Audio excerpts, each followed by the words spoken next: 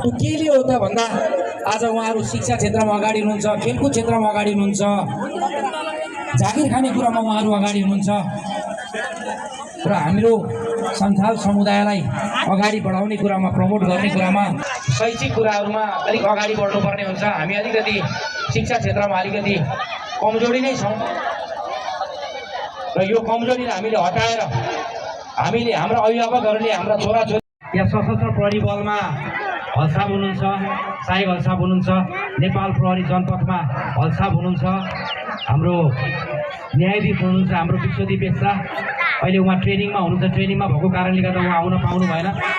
अझ उहाँहरू आइदिनु भयो भने अझ बढी प्रभावकारी बन्थ्यो।